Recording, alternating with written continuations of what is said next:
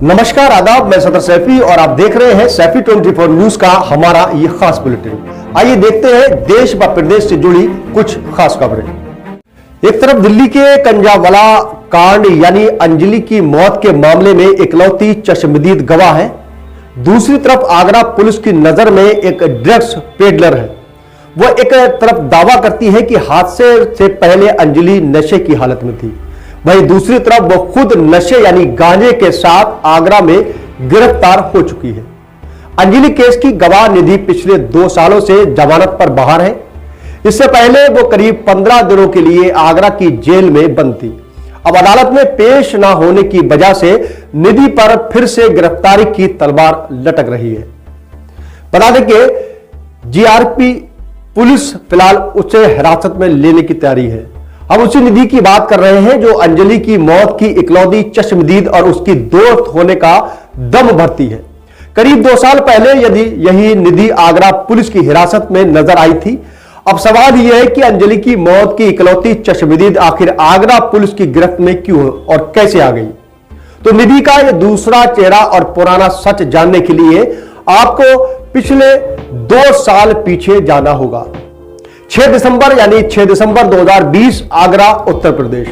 Police की हिरासत में मौजूदा निधि की तस्वीरें पुलिस और मीडिया रिकॉर्ड में मौजूद है, लेकिन निधि की तस्वीरों का सच जानने के लिए आपको आगरा के जीआरपी आगरा कैंट थाने में 6 दिसंबर 2020 को दर्ज की गई एफआईआर पर निगाह डालनी चाहिए। यह एफआईआर एनडीपीएस एक्ट की धारा 8 और 20 के तहत दर्ज की गई थी। वक्त दोपहर 1:17 की थी, जहां आगरा कैंट स्टेशन पर प्लेटफॉर्म नंबर 3 पर एफआईआर में निधि के नाम पर अभियुक्त यानी मुलजिम नंबर 1 के खाने में दर्ज है। पता लिखा गया था सुल्तानपुरी सी सेक्टर 11 झुग्गी नंबर 1 पोस्ट थाना सुल्तानपुरी उत्तरी दिल्ली। एफआईआर में दर्ज है यह घटनाक्रम। अब यह सवाल है कि आखिरी अंजलि केस की इकलौती गवाह निधि के खिलाफ दर्ज इस मामले में एफआईआर की कहानी क्या है। आखिर उसे आगरा कैंट की गवर्नमेंट रेलवे पुलिस ने क्यों कैसे गिरफ्तार किया। तो आइए ये कहानी जानने के लिए एक एफआईआर पर लिखे एक मजमून को समझने की कोशिश करते हैं। जीआरपी की ओर से दर्ज एक एफआईआर में पुलिस ने लिखा है कि प्लेटफॉर्म नंबर 3 पर सीढ़ियों के बराबर में बनी स्टील की बेंच पर बैठे 2 व्यक्ति एक लड़की हम पुलिस वालों को देखकर शक पका गए। अपने 2 हाथों में बैग लेकर तेज कदमों से स्टेशन पर दिल्ली साइड जाने लगे।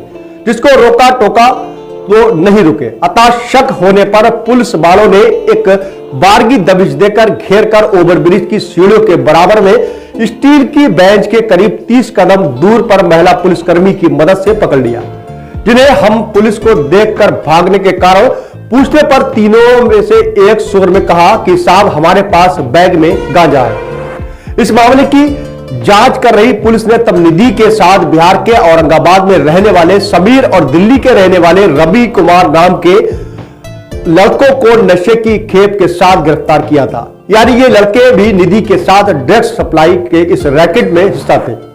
एफआईआर के इस मजमून में साफ है कि आगरा पुलिस ने इसी निधि को अब तक 2 साल पहले आगरा कैंट रेलवे स्टेशन पर नशे की खेप यानी गांजा के साथ तब गिरफ्तार किया था।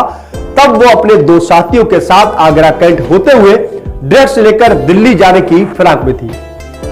इस एफआईआर के मुताबिक निधि और उसके साथियों को पकड़ने के बाद जब पुलिस ने उसकी जामा तलाशी ली तो निधि के पास से मोबाइल फोन और 200 रुपए अलावा 10 किलो गांजा बरामद भी किया था। इतना ही नहीं, पूछताछ में निधि ने खुद बताया था कि गांजा वो तेलंगाना के सिकंदराबाद से लेकर आई थी और इसे सड़क के रास्ते दिल्ली ले जाने की फिराक में थी। बता दें कि 15 दिनों तक जेल में निधि को बंद किया गया था। जेल जाने के बाद निधि के जमानत के लिए अर्जी लगाई। वही गिरफ्तारी से 1 हफ्ते बाद जमानत भी मिल गई थी, मगर जमानत कराने के लिए निधि के घर से कोई नहीं आया। इस वजह से उसे जमानत मिलने के बाद भी 1 हफ्ता और जेल में रहना पड़ा। यानी निधि कुल 15 दिनों तक आगरा की जेल में बंद रही थी। अदालत में नहीं होती पेशी। इस बार जमानत मिलने के बाद निधि आगरा से कुछ ऐसे गायब हुई जिसके बाद दोबारा कभी किसी तारीख पर अदालत में हाजिर नहीं लगाई। यहां तक कि खुद निधि के वकील आसिफ आजाद की माने तो वो अपने मुवक्किल के हक में अदालत में हाजिरी माफी की अर्जी लगाते लगाते थक चुके थे। ना वो बात करती थी और ना ही उनका फोन पिकअप करती थी।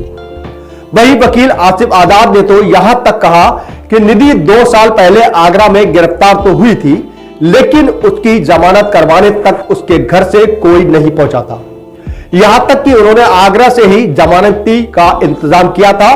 तब कई बार आरजू मन्नत करने के बाद निधि की मां दिल्ली से अपने बेटे को लेने आगरा पहुंची थी और उसकी कस्टडी लेकर गई थी। दोबारा भी निधि के साथ यह वाकया हुआ। वही वकील आसिफ ने निधि को लेकर और भी कई बातें कही हैं, जिन्हें सुनकर कोई भी सोचने को मजबूर हो जाएगा। उन्होंने शिकायत पर निधि की ओर से सुबह 10:30 बजे कोर्ट में हाजिर होना था। वो दोपहर 12 बजे तक गाड़ी में नशे की हालत में बैठी थी और कहती थी कि वो सोई नहीं है। वकील ने साफ किया कि अगर निधि के आगे की अपना यही रवैया रहा तो तारीख पर नदारद रही तो मुमकिन है कि अदालत की ओर से निधि के खिलाफ उसके आगे नॉन बेलेबल यानी गैर जमानती वारंट जारी कर दिए जाएंगे और तब निधि को इसी केस में दोबारा जेल की हवा खानी पड़ेगी।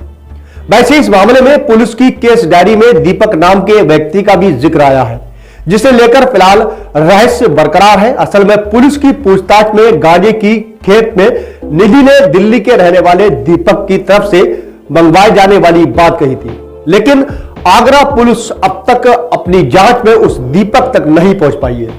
फिलहाल सवाल यह है कि दिल्ली का वो दीपक कौन है जो नशे की तस्करी के इस खेल में निधि के साथ शामिल था और जिसका जिक्र निधि ने जीआरपी आगरा कैंट में पूछताछ के दौरान किया था। दरअसल अंजी केस में भी दीपक नाम के एक शख्स का नाम सामने आया था। अब निधि के अतीत की कहानी के सामने आने के साथ साथ गतिविधियों को लेकर नए सवाल उठाए जाने लगे हैं। सवाल निधि की कमाई के जरिए को लेकर भी है। 2 साल पहले निधि के सुल्तानपुरी इलाके में झुग्गियों में रहती थी। उसका जिक्र आगरा पुलिस की ओर से उसके खिलाफ दर्ज की गई एफआईआर में साफ देखा जा सकता था, लेकिन अब पता चला है कि निधि ने पिछले साल नवंबर में सुल्तानपुरी इलाके में 18 लाख रुपए का एक घर खरीदा है।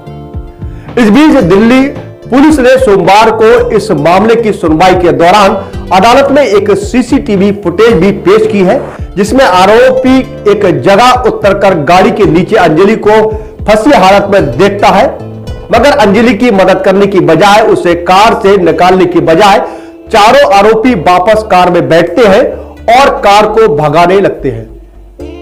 दरअसल सोमवार को सभी आरोपियों पुलिस हिरासत खत्म की गई थी, इसीलिए उन्हें कोर्ट में पेश किया गया था। उसके बाद अदालत के सभी 8 आरोपियों को न्यायिक हिरासत में जेल भेजा दिया, जबकि एक आरोपी अंकुश पहले से ही जमानत पर बाहर है। इस मामले में सोमवार को जांच में ढिलाई को लेकर कोर्ट ने पुलिस को फटकार लगाई और पूछा कि अब तक आरोपियों के सारे सीसीटीवी फुटेज क्यों हासिल नहीं किए। पुलिस ने अब तक की जांच का ब्यौरा देने के साथ साथ यह भी बताया कि वो आरोपियों की हेयरिंग टेस्ट करवाएगी ताकि पता चल सके कि उनके सुनने की क्षमता कितनी और कैसी है। फिलहाल ये मामला ज्यादा पेचीदा होता जा रहा है। पुलिस के हाथ अभी तक जो सबूत लगे उसमें साफ स्पष्ट दिखाई दे रहा है कि अब कोई बड़ी कार्रवाई पुलिस करने के मूड में है। इस बुलेटिन में फिलहाल इतना ही। देश और प्रदेश से जुड़ी हर खास खबर के लिए देखते रहे सैफी 24 न्यूज।